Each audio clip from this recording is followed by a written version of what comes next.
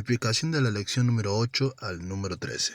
Lección número 8. Añadidura a las promesas. En este apartado que pudimos ver que después de los 2500 años que duró Génesis, en Éxodo capítulo 20 se dicta la ley. Pero antes que se haya dictado la ley, Dios permitió que el hombre anduviese en sus propios caminos, es decir, sin ley, hasta que viniese la ley y le dijera qué hacer o qué no hacer. Y esto es considerado la segunda gran manifestación de Dios a la humanidad, la ley. En la lección número 9, que es la introducción a las promesas, la segunda parte, hemos aprendido que todo pueblo emancipado necesita leyes, estatutos o normas para regirse como un pueblo ordenado. En este apartado vimos que en los 2500 años que duró Génesis, todos pecaron, pero no a la manera de la transgresión de Adán.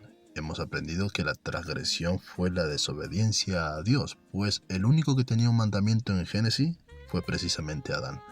Y todos los demás pecaron, pero no como pecó Adán. También hemos aprendido que Dios estaba enojado y le mostró la llaga que tenía el hombre, que es el pecado. Es decir, que la ley reveló el pecado que estaba oculto en el corazón del hombre. También hemos aprendido que sin la ley el pecado estaba muerto, quiere decir oculto. Y al estar oculto sabemos que donde no hay ley no se puede culpar a la persona de haber pecado. La lección número 10. Culpables. En este apartado hemos aprendido que la ley no produce la fe, porque simplemente son mandamientos que expresan ordenanzas. También hemos aprendido que esta ley que Dios nos dio fue añadida a causa de los problemas que teníamos con respecto al pecado. Dios añadió esta ley a las promesas hechas a Adán, a Abraham y ratificada por la profecía de Jacob hacia su hijo Judá. Y si te estás preguntando qué promesa hizo Dios al hombre, te invito a ver la lección número 1 al número 7 y la explicación que doy después de eso. En este apartado de culpables, vemos que el pecado estaba oculto en el corazón del hombre, como el hombre que está enfermo y va al médico y le dice el médico al hombre, lo que tú tienes es un cáncer. El hombre no se preveía que tenía esa enfermedad, pues obviamente se va a asustar. Así también nosotros no sabíamos que teníamos el pecado oculto en el corazón, como Pablo dijo, yo no sabía lo que era la codicia hasta que la ley dijo, no codiciarás. También hemos aprendido que la ley es una cárcel de 10 barrotes, en la cual Dios encerró a toda la humanidad bajo pecado, culpables. A pesar de que Dios nos encerró, no para que paguemos por nuestra culpa porque no podríamos hacerlo, sino diciendo, esperen la promesa, esperen que se va a cumplir. Cristo es la promesa, que va a tomar, va a pagar el precio y nosotros vamos a ser liberados. Por eso que la ley es nuestra maestra, nuestro ayo, nuestra pedagogía que nos enseña que esperemos la promesa, es decir, a Jesús.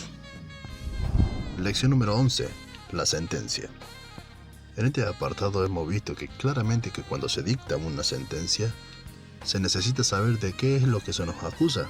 En este caso, pues la ley de Dios expuso lo que había en el corazón del hombre, ya que la misión de la ley es ponerle un alto, un freno al malo, porque la ley no es para el justo, sino para el malo. En este apartado de sentencia también hemos aprendido que la ley es santa, es perfecta, pero el hombre no, el hombre es vendido al pecado, todo lo contrario, y el pecado, para mostrarse como pecado, tomó ocasión de la ley, o sea que nosotros no podíamos cumplir una ley tan perfecta porque somos pecadores.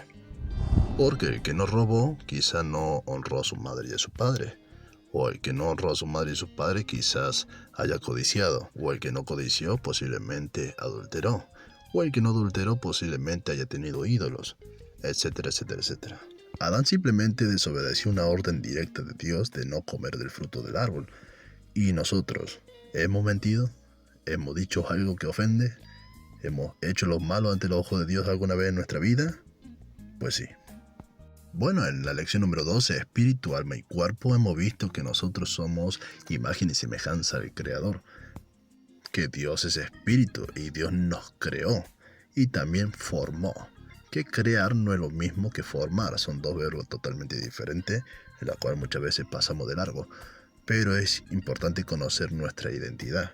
¿Qué es lo que somos? Espíritu, y Dios a ese espíritu le dio un alma, que el alma son las cualidades o los factores que Dios le puso al espíritu, tanto como la inteligencia, el raciocinio o la voluntad, en la cual da fruto los sentimientos. En este apartado vemos simplemente algunos factores sencillos, pero podríamos completar con la segunda parte, que es lo que estamos preparando para la próxima sección. Bueno, y concluimos con el monte Sinaí, la severidad de la ley, cómo es el ministerio de muerte y condenación, lo que se ha dictado en el monte Sinaí. Moisés, que estaba en la cumbre, estaba temblando de miedo, y la gente que oía la voz decían, no hable más esa voz. ¿Por qué? Porque era terrible lo que se veía. Si un animal tocaba el monte, era traspasado por dardo. El monte ardía en llamas, porque Dios estaba dictando los 10 mandamientos, en la cual era la indignación de Dios contra el pecado. Esta fue la segunda gran manifestación de Dios a la humanidad, la ley. El ministerio de muerte y condenación apunta el pecado, señala el pecado, condena al pecador, da muerte al pecador, maldice al pecador, entre otros. Dios la bendiga, mi hermano. Estos apartados han sido para enseñar qué es el Evangelio, pero primero necesitamos comprender la gravedad del pecado, la severidad de la ley, para comprender las riquezas inescrutables de Cristo. Porque los siguientes estudios que vamos a realizar es la justificación mediante la redención y la expiación que Jesucristo hizo en la cruz del Calvario, que eso se conocen como la reconciliación entre Dios y los hombres por Jesucristo hombre, que da fruto la santificación y que posteriormente vamos a esperar la transformación de nuestro cuerpo.